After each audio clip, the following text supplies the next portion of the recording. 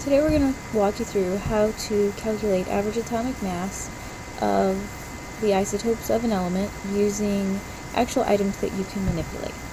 You're going to have to do this kind of procedure on your own on Monday, so you want to pay close attention to how we set up our procedure, how we set up our data tables, how we do our calculations, and keep that in mind when you start writing your lab at the end of the hour today.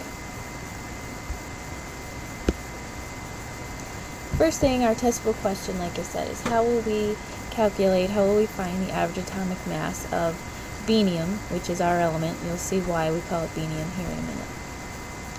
Here's our materials. First, we have an assortment of beans. See now why we call it benium.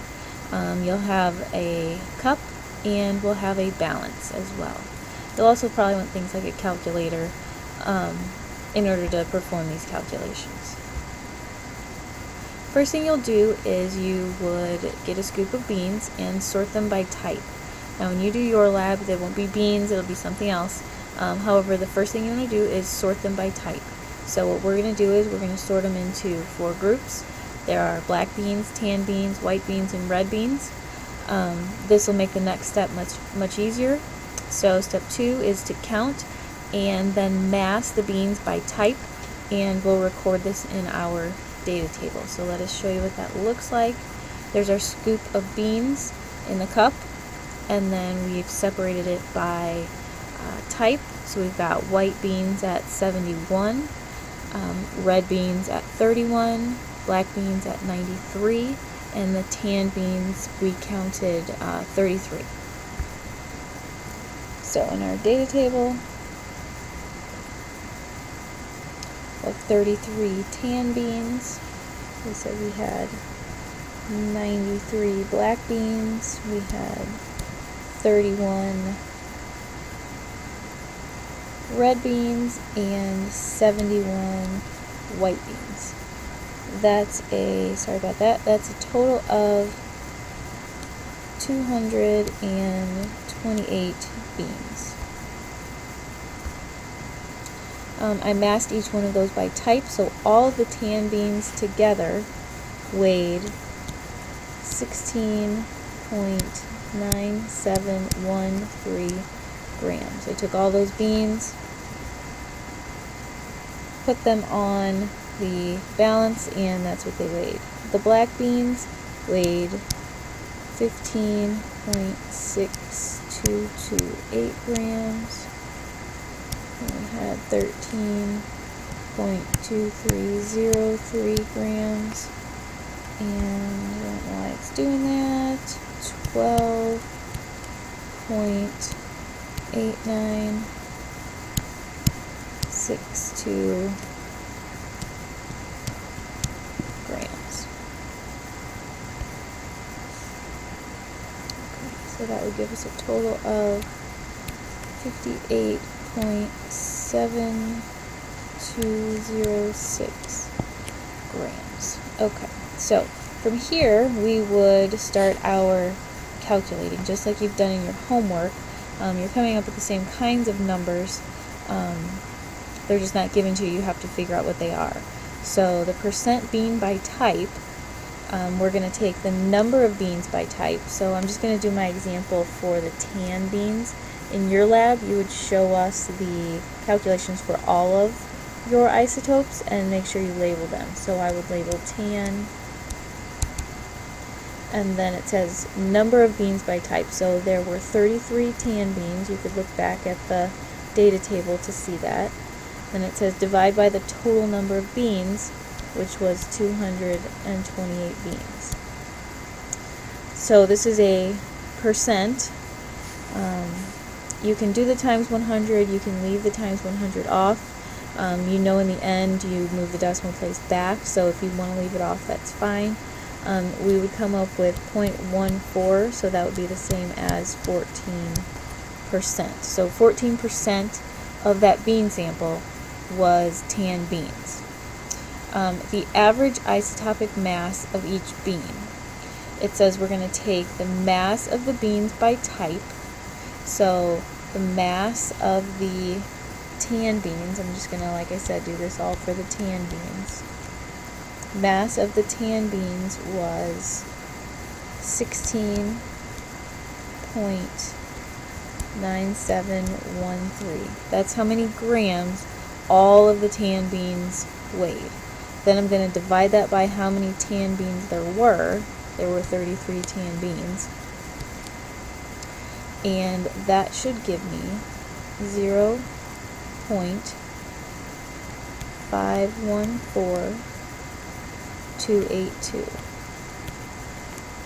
So what that tells me is how many grams one of those beans would weigh. If 33 weighs 16.9713, then one of them should weigh 0.514282. You would do the same calculation and label each one for each of your different isotopes. The percent weight by abundance, this is sort of that in-between number that you got in your homework where you had to then add them all together. So we would take the isotopic mass for each one times the percent by type. So in this case, we would take that last number that we got in B, in calculation B for the analysis, 0.514282 times percent of the beans by type. So remember, we changed this number back to a decimal, so 0.14, that was our 14%. When we plug that in, you'll see in the next table, we get a very small number. So we would show that here. And then the average mass of all the beans, it says to sum all of the percent weight of all of the isotopes together. So we would take the sum of everything that we get in C. So we did this for the tan bean again. And then if we look at the next table, I've summarized all that for us. So the tan, the black, the red, the white, you would have shown all of these calculations in your analysis. This is the one that we got. This is what we got when I showed you. And then this would have been our answer to letter C in that previous slide. So down here then is the sum of all of those. That's what this symbol is here.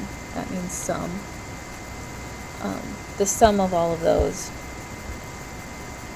gives us this right here. And you see I've maintained my significant figures the entire time. My measurements, I always go based on measurements. My masses had 6 significant figures, so this had 6 significant figures. Again, I used my mass. That was the only thing I measured. The counting I knew for sure, so that doesn't count as significant figures. Here again, I have 6 significant figures. When I add all of these up, adding, the rule is the least number of the least number of places after the decimal. So here, I end up with 7 significant figures. If that's confusing for you, you just need it. Okay, so let's just summarize our analogy here. If we use our beans as our analogy to understand atoms, we want to know, what do the following things represent? So all of the beans in the bucket should represent all of the atoms of benium that exist. So everywhere in the universe, all the atoms of benium that exist. The different types of beans then would represent the different isotopes. So they have different masses, but they are all beans. They are all benium, but they have a different mass. The weighted average mass that we've calculated would then represent the average atomic mass that would appear on the periodic table. Hopefully this helped you understand average atomic mass and how it's calculated a little bit more. When you go to do your lab, you're going to find 1 or 2 people to work with, and we'll have some directions there for you to to get that started because you'll need that on Monday. Let us know if you have any questions. Thanks for listening.